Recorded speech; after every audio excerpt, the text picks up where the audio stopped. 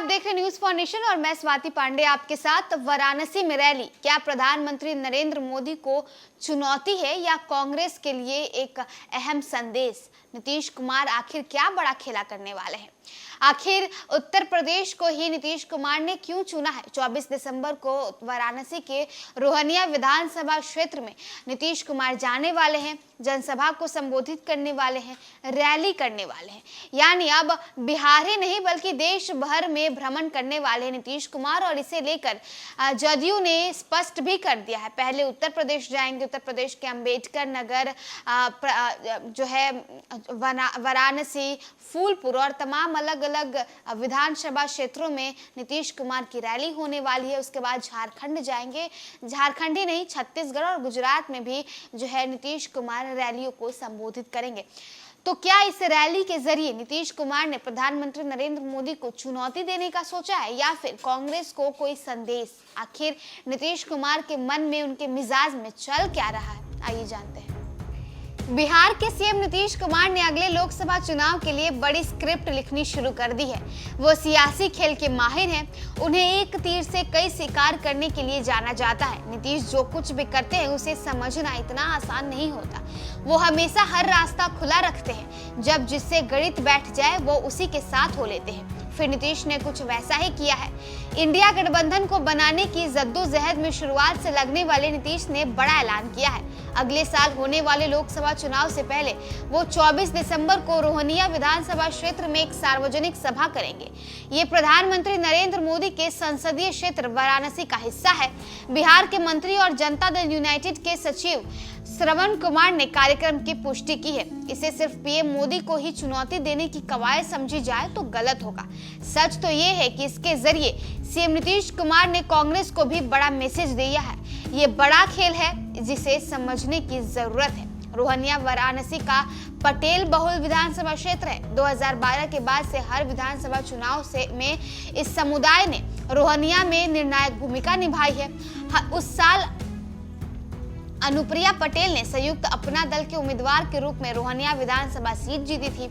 वो वर्तमान में केंद्रीय राज्य मंत्री हैं। 2014 में मिर्जापुर से सांसद चुने जाने के बाद अनुप्रिया पटेल की विधानसभा सीट खाली हो गई। 2014 में रोहनिया विधानसभा उपचुनाव में समाजवादी पार्टी के महेंद्र सिंह पटेल ने सीट जीती थी। 2017 के विधानसभा चुनाव में बीजेपी के सुरेंद्र नारायण सिंह निर्वाचित हुए थे। साल 2022 में बीजेपी के सहयोगी अपना दल के उम्मीदवार सुनील पटेल ने सीट जीती। नीतीश कुमार बिहार में जातीय जनगणना कराकर ओबीसी कार्ड को खेलने में सबसे आगे निकल चुके हैं। हाल में 5 राज्यों में चुनावी नतीजे में बीजेपी की शानदार जीत के बाद वह कांग्रेस को साफ मैसेज देना चाहते हैं। नीतीश बताना चाहते हैं कि कांग्रेस मुगालते में न रहे कि वह इकलौती पार्टी है जो बीजेपी को केंद्र की सत्ता से उखाड़ फेंकना चाहती है। दूसरे क्षेत्रीय दल भी इसके लिए उतने ही बेकरार हैं। इंडिया ब्लॉक मिलकर ही बीजेपी को चुनौती दे सकता है। ऐसे में कांग्रेस को क्षेत्रीय दलों के साथ तालमेल बिठाने की जरूरत है। वहीं दूसरी तरफ कांग्रेस पर निशाना साधते हुए नीतीश ये भी बोलते हैं कि इंडिया गठबंधन के कुछ नेताओं ने गलतियां की, इसके कारण लोकसभा चुनाव के लिए रणनीति बनाने में थोड़ी देर हुई। अब हम यह सुनिश्चित करने का प्रयास कर रहे हैं कि आगे कोई गलती न हो। हम लोकसभा चुनाव के लिए एक ठोस रणनीति तैयार करने जा रहे हैं। विधानसभा चुनाव में कांग्रेस का प्रदर्शन अगर जोरदार होता तो निश्चित ही वह ज्यादा कमांडिंग पोजीशन में होती, लेकिन आज की तारीख में उसके पास वो एडवांटेज नहीं है।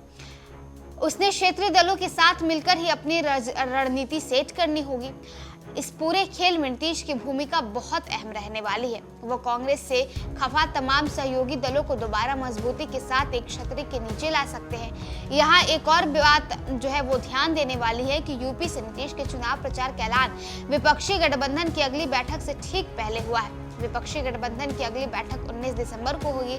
इसमें सीट बंटवारे और न्यूनतम साझा कार्यक्रम पर चर्चा एजेंडा में सबसे ऊपर होगी। देखिए, अब इंडिया गठबंधन नीतीश कुमार के हाथ में हो जाना चाहिए। उनके नेतृत्व, इंडिया गठबंधन का नेतृत्व जो है वो नीतीश कुमार के हाथ में होना चाहिए, और ये जदयू हमेशा से ही मांग कर रही है।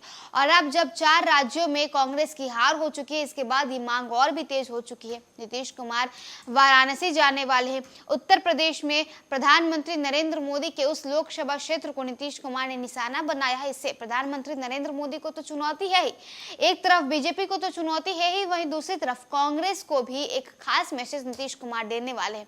और ये मैसेज ये होगी कि कांग्रेस इस मुगालते में न रहे, इस ओवर कॉन्फिडेंस में न रहे कि एक वही एकमात्र पार्टी है जो बीजेपी को हरा सकती है। क्योंकि अगर कांग्रेस क्षेत्रीय दलों का सहयोग ली होती तो शायद 4 राज्यों में जहां कांग्रेस की हार हुई है वहां जीत सकती।